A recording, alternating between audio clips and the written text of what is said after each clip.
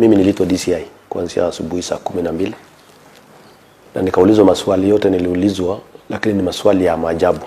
Kwa sababu kwanza mimi sijui ni kwa nini walikuwa wananiuliza hiyo maswali yote.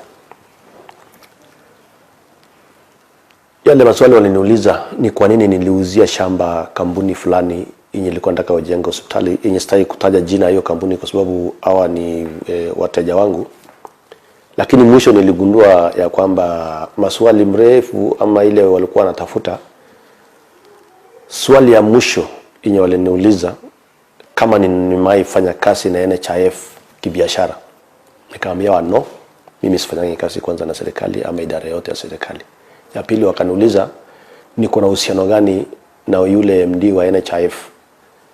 Ndio nikajua hapo ndio walikuwa nataka kunilink ya kwamba ile kampuni ilinunua shamba yangu kumbe inafanya kazi na NHIF, which I didn't know.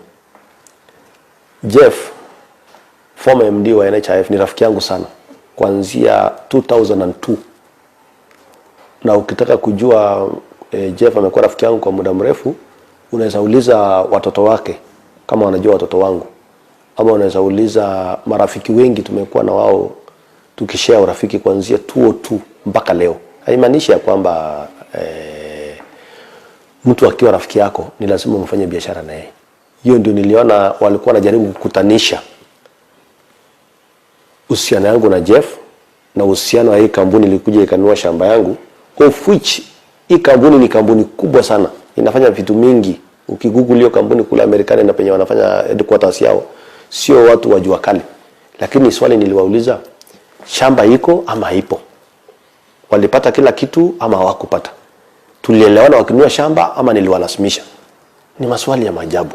Na ndio nilikuwa nataka niseme ya kwamba DCI wanajaribu kufanya kazi yao sasa nyingine kwa njia mzuri kidogo. Lakini ule mkurugenzi wa DCI anafanya biashara tofauti sana.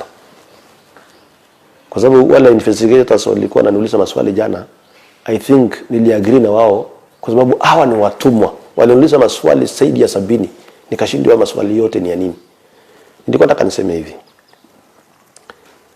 kama kuna makosa yoyote wanipeleke kotini. Lakini I can assure Kenyans, hakuna kesi hata moja ya kinoti ya DCI itapita kotini, kwa sababu kotini sio kangaroo court. Hii mambo yote wanafanya ni kufrustrate watu, kusema huyu mtu ni wa fulani lazima tumsukume sijui. Lakini niliuliza swali, mtasukuma watu ama mtasukuma mpaka lini? Hiyo ndio swali yangu kubwa. Ya mwisho, niliona wakisema ya kwamba hiyo pesa nilinunua na Range Rover na Lexus. For your information, mimi nilinunua Lexus yangu ya kwanza nikiwa 23 years old. This is my fourth or fifth Range Rover. Mtoto maskini akipata mnaona kama ameiba.